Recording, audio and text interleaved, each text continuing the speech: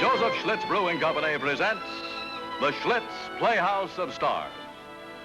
And here to introduce tonight's play is your star and host for the week. How do you do? I'm Hans Conried, your host for this performance of the Schlitz Playhouse of Stars. It's a great pleasure to welcome you to the Playhouse and to Harper University. I play Mr. Greentree. Now, Mr. Greentree is an instructor of English at Harper. A nice fellow, Greentree, but shy, terribly shy. So shy, in fact, that he finds making a date with Ellen Richards, the dean's secretary, an almost insurmountable problem, in spite of the number of times he's tried.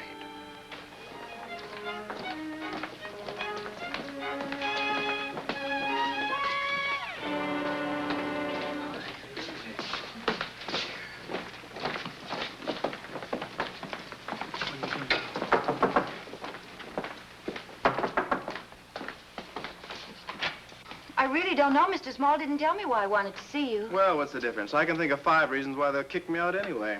Hello, Mr. Greentree. Hello, Miss Richards. Hello there, Thorndyke. Hello, Mr. Greentree. Do we meet here for the same sad purpose? I beg your pardon? Well, the general trend of the time seems to be anti-Thorndyke around here. I thought maybe you were here to see the prez about my grades in English Lit 2. Oh, no, of course not. As a matter of fact, Miss Richards, Thanks a lot, President Small. Thank you very much. And goodbye, sir. Oh, good morning, sir. Gee, thanks a lot, Miss Richards. You're welcome, Bob. All right, Mr. Thorndyke, you can go in now. Oh, I certainly don't want to rush in ahead of Mr. Greentree. Oh, no, you were here first. Please go in. You have the appointment, you know, unless, of course, Mr. Greentree's in an awful hurry to see the president. Oh, no, not at all. No, not a bit, not a bit. Okay, thanks. Not that I'm in a hurry either. Not a bit.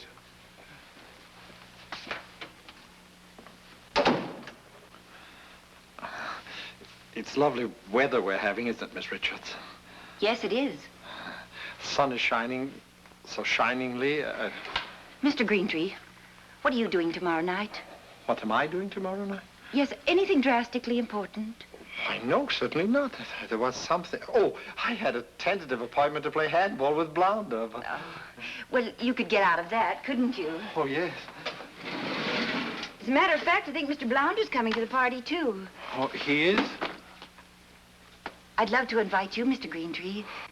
That is, if you think you could put up with a whole evening of folk dancing. If I could what? You know, our folk dancing group. I told you about it. Oh, yes, of course. Well, tomorrow night's our end-of-term party, and we're allowed to invite guests. It's really a lot of fun. Kind of corny, maybe, but it's fun. And this time we're going to have food. Hickory smoked ham, roast beef, potato salad, dainty things like that. Would you by any chance care to go, Mr. Greentree? Would I by any chance? Why, I'd be deeply honored. I'd be delighted to. Yes, thank you very much. Well, good.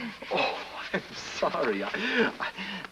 I'm afraid I'm not much of a dancer, though, Miss Richards. Oh, nonsense. Of course you can dance. Anybody can dance today. Oh, you can? Of course. I live at the International House. I live at Faculty Annex. Well, that's nice, but you're going to call for me, aren't you? Oh, yes, of course, surely. At what time, please, Miss Richards? About 7:15. 7:15. 7:15 it is. Yes, now I think I'd better put this away, Mr. Greentree. 7:15. Goodbye, Mr. Greentree. Goodbye, Miss Richards. Goodbye. Morning, Mr. Greentree. Oh, good morning. Hello there. Nice to see you.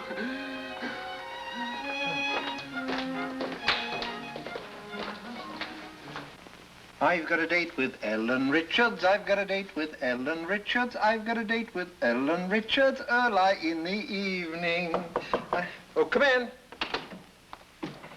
Oh, hello. I hope I'm not intruding. Hello, Blonde. No, not at all. Come in, please. Oh, no, thanks. I just dropped by to tell you I'm afraid I won't be able to play handball tomorrow night. Oh, that's perfectly all right. I hope you don't mind. You can probably get Fielding to play or Jenkins of biology. He'll give you a good game. Oh, bang up, no doubt. But as a matter of fact, I won't be able to play either. Well, I thought of that. You'll probably have exam papers to grade. Oh, no rush about that. But, matter of fact, I'll probably be seeing you tomorrow night, Blonde.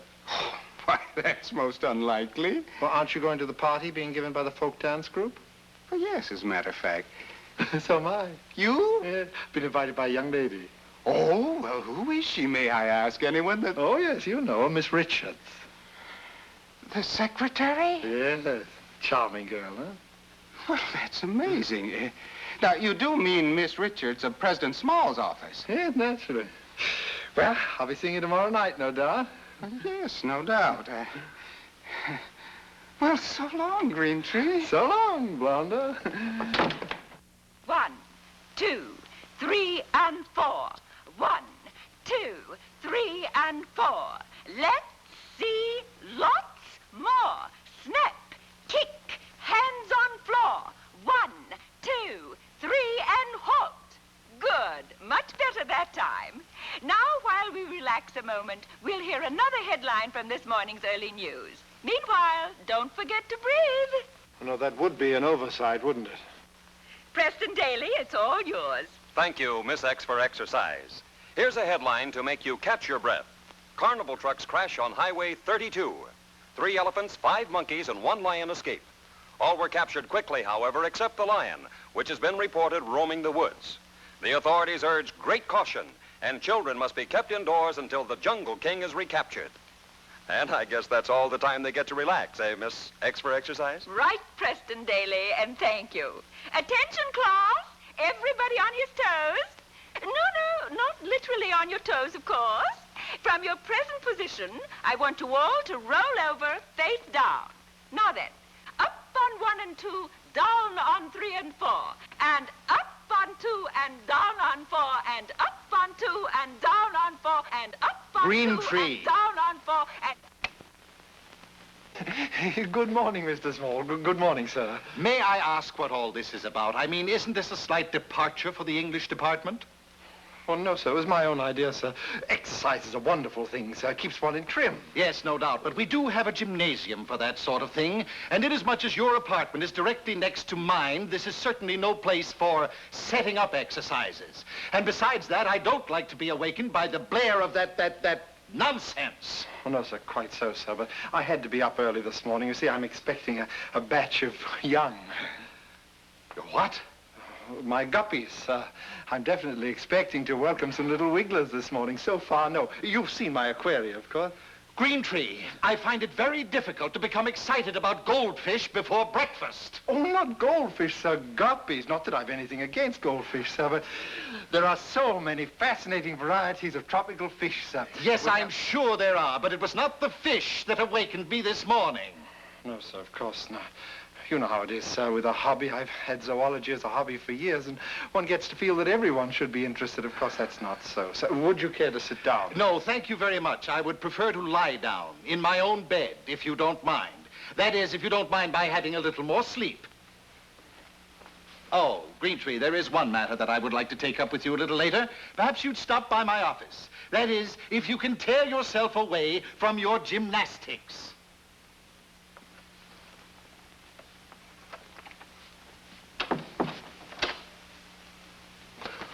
Well, congratulations. Greentree, you have young Thorndyke in your Literature 2 course, haven't you? I do indeed, sir. Lester Thorndyke. We've talked about him before, sir. Yes, well, it's time we had another little talk about him. I saw his uncle last night, and as you may or may not know, he is contemplating a rather large contribution to the university. Oh, that's very nice. Nice? Well, that's one way of describing $100,000, I suppose. Of course, you realize, don't you, that Mr. Thorndyke would hardly feel the same warmth toward the university were his nephew to flunk out. But he's certainly not going to flunk out of school simply because he fails his English literature, too. Well, unfortunately, there's also a little difficulty with his mathematics and his French. Now, obviously, a student either can add or he can't. Either he knows his French grammar or he doesn't know his French grammar. So there's very little that we can do to help his standings in those two subjects. However, literature, well, now, my dear Greentree, there's a nice, loose, indefinite sort of field where we have plenty of leeway to use our discretion. After all, what difference does it make whether he knows when Shakespeare wrote Hamlet or whether he knows the birthday of Ernest Hemingway? Now, certainly the world will not stand or fall on an issue of that sort, will it, Greentree? I know an issue on which the world will stand or fall, Mr. Small. What do you mean? The issue of honor versus dishonor, of right versus wrong. I'm afraid I can't become a party to any such scheme as you propose. A party to what scheme, may I ask? Well, I suppose you're going to ask me to give Thorndyke a passing grade. You do realize what's at stake, don't you? Yes, sir. A great deal of money, $100,000. But if it were $100 million, it would still be the same. Of what use would all the money in the world be to the university if we made a mockery out of honor? I could never face a class again, knowing that I'd been false to every honest student in the group. You may not have to worry about ever facing a class again after this term, Greentree. I beg your pardon, sir? Well, after all, unless we continue to get contributions from well-meaning and wealthy alumni, we're faced with retrenchment. However, let's cross that bridge when we come to it, eh? Meanwhile, you're going to correct young Thorndyke's examination papers tonight? Unless I was going to do that tomorrow. I have an engagement for this evening. Well, that's too bad, but I must have those papers tonight. You see, your findings as to the ability shown in those papers will be very important to all of us. Now, I'll ring you about 9 o'clock to get your decision. I'm sorry, sir. I can't. I made a promise. Well, I'm very sorry about that, but let us pray that the young man does much better than anticipated.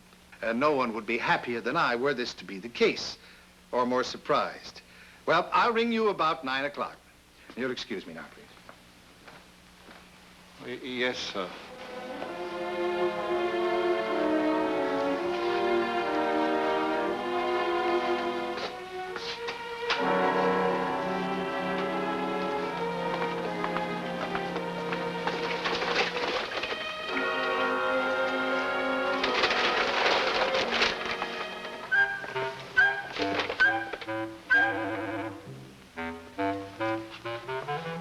You are, aren't you?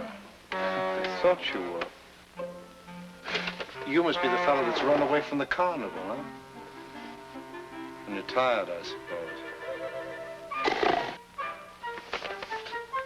And you're hungry, too, huh? All right, don't sit there. Come on inside.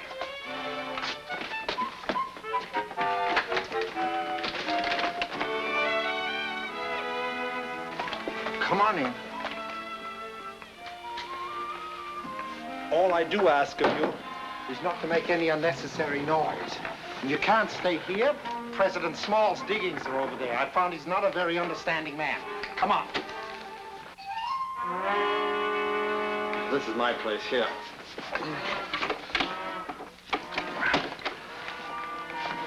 Please come in.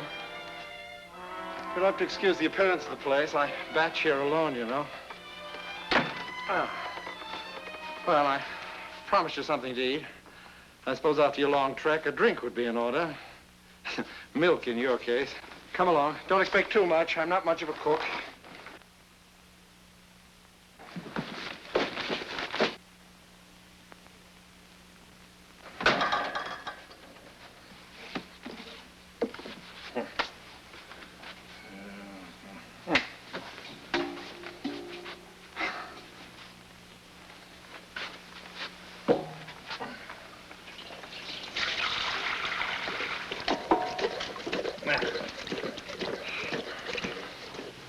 Well, bon appetit. I hope that's not too cold for you. And I suppose I'd better get at my papers. Or Lester Thorndyke's papers, to be exact.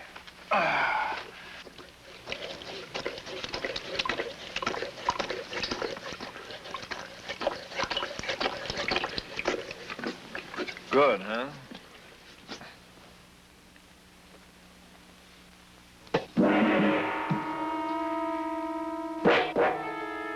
Not so rough with my dishpan.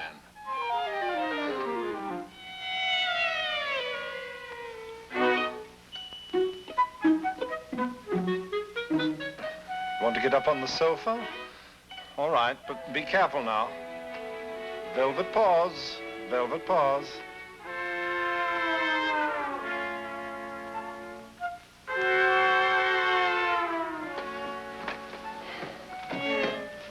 Too tired to eat much, I expect, huh? Well, you're just like a great cat, aren't you? There's a very charming poem about a cat and milk called Milk for the Cat. I was reading it the other night by Harold Monroe. Yes. You don't know it, I suppose. No, not in a carnival, I don't suppose you...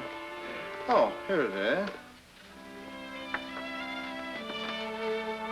Yes, it's called Milk for the Cat. When the tea is brought in at 5 o'clock, and all the neat curtains are drawn with care, the little black cat with the bright green eyes is suddenly purring there. Oh, this will amuse you. Then she sinks back into the night, draws and dips her body to heap, her sleepy nerves in the great armchair, lies defeated and buried deep 3 or 4 hours, unconscious there. Excuse me. Yes? Yes? Oh, yes, Miss Richards. I know this is probably very silly of me to call and bother you like this. Please. Well, I was just wondering if maybe you'd got on so well with your work that you might change your mind about coming to the party. Perhaps I should have explained, Miss Richards. I'm facing an ultimatum. An ultimatum that leaves me little choice. Either I turn in a false report on young Thorndyke or else I'm fired. What? Yes, Mr. Small says that if he flunks, I'm fired. Why, that's the most outrageous thing I ever heard of. But you understand my dilemma, Miss Richards. I must choose between honor and dishonor. And as Shakespeare says, mine honor is my life. Both grow in one. Take honor from me, my life is done. Oh, now, Mr. Greentree, now you mustn't do anything silly. Now you must pull yourself together and stop thinking those morbid thoughts. Well, it isn't exactly that, Miss Richards, about tonight. You see, I've had an unexpected visitor. Oh, I'm so glad. Now you'll have somebody to talk to. I'm afraid it's not that kind of a visitor, Miss Richards. You see, this chap is a lion. A lion, Mr. Greentree? Yes, of course. L-I-O-N, Mr. Greentree?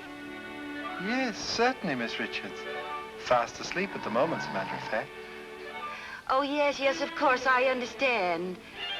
Well, I'm very grateful, Miss Richards. Perhaps I'll drop by to your office tomorrow and thank you properly for your kindness. Yes. Now, in the meantime, you get a lot of rest, won't you, Mr. Greentree? Oh, yes, I will, Miss Richards. Good night, Mr. Greentree. Good night, Miss Richards.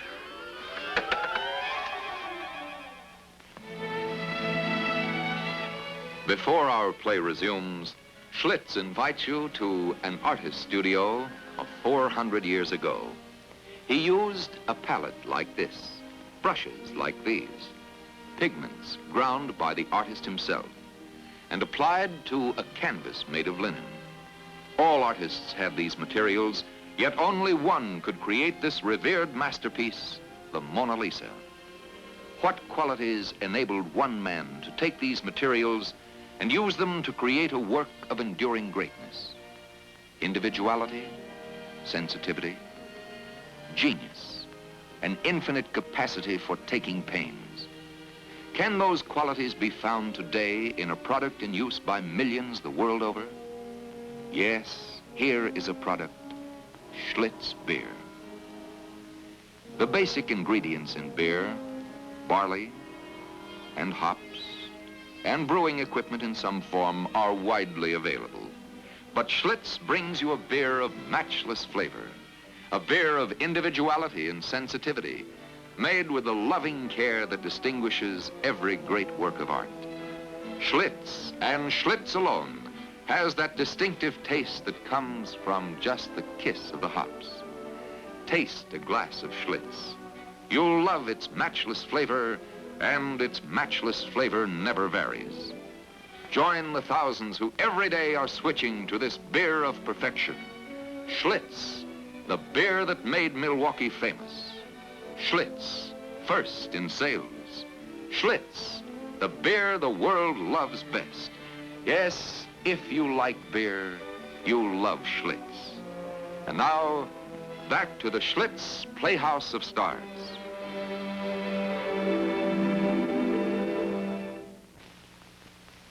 Mr. Small, I don't care whether he's eccentric or not. I tell you, he's so upset by this dilemma you've placed him in that it's entirely possible he may commit suicide.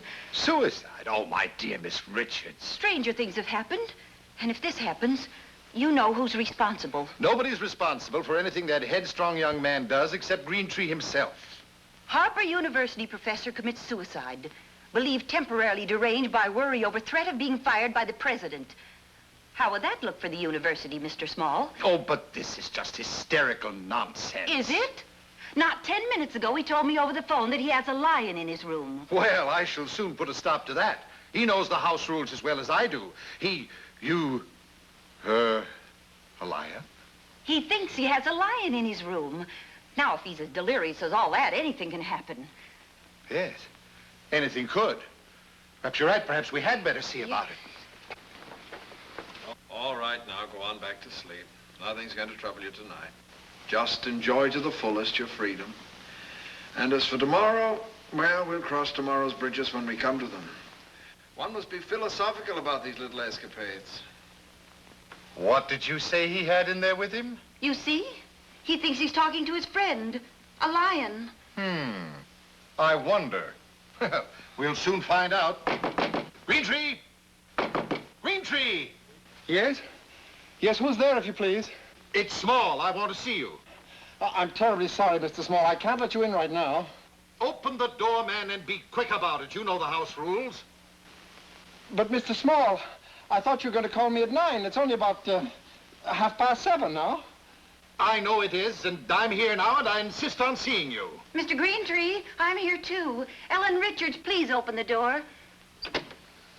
Well, if you'll excuse me for not inviting you in, Mr. Small, I told you, Miss Richards, I have a guest. I'm sure you have, and that's precisely why I'm here. Now, see here, Greentree, you know the rules just as well as I do. It specifically states that no master may entertain in his quarters, and My, that does look like a lion, doesn't it? Greentree, Oh, no.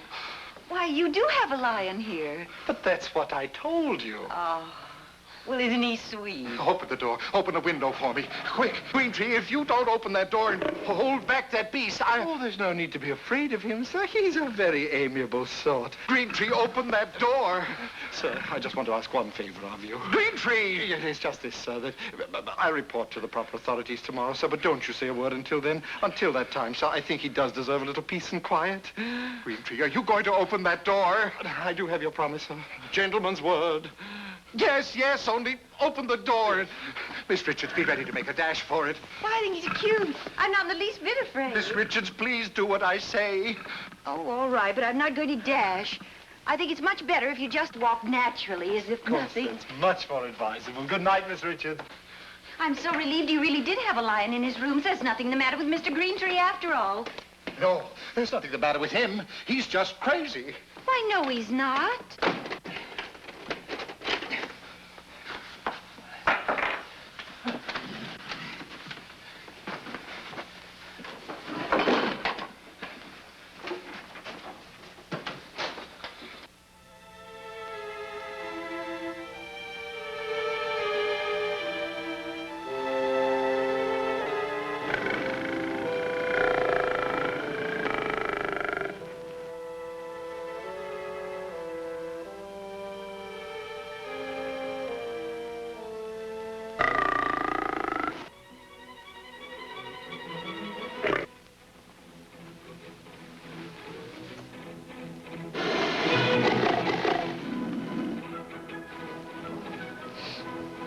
Oh, Mr. Small.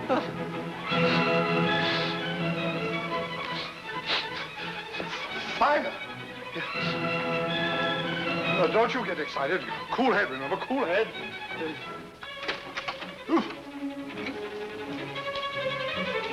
Hello? Hello, I'm sorry to get you up so early, but there's a fire in the house. The fire!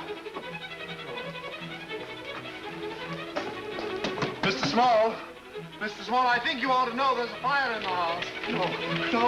No, it's a fire. I should telephone. No draft. Everybody keep his door closed. Philip, tip.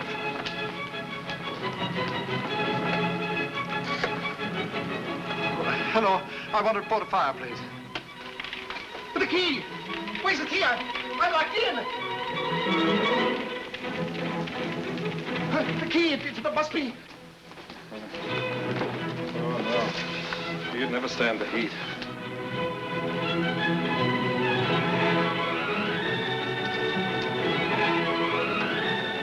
So you stay close to me and don't be conspicuous. Come on. Come on. Come on. Well, Browder, be a good chap and give me a hand, will you? My friend doesn't seem to realize it's a serious matter. Why, he can't stay here. Help! Help!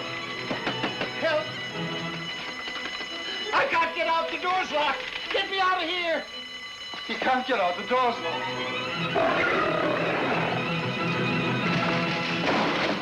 Stout fella. Now you go outside and wait for me. Oh, that was a close shave. Here. Take these.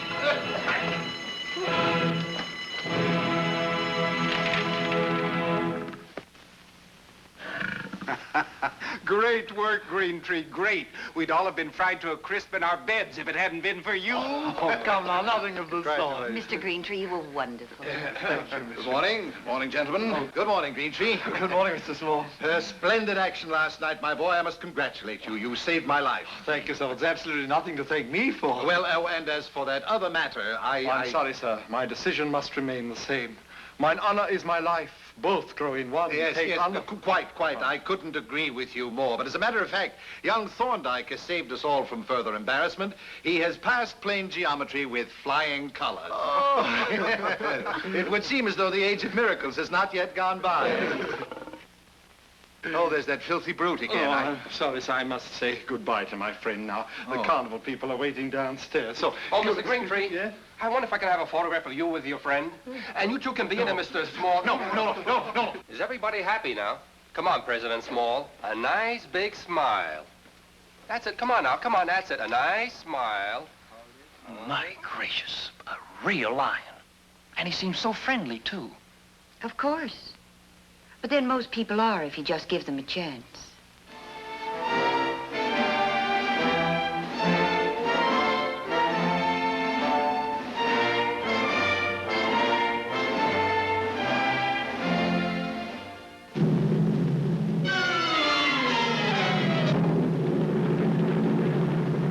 If you like beer, you'll love Schlitz.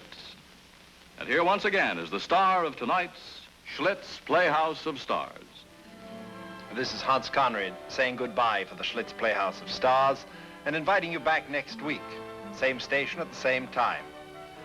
Do try to be home, won't you? Because we'll have another fine story and a surprise star in the Playhouse series.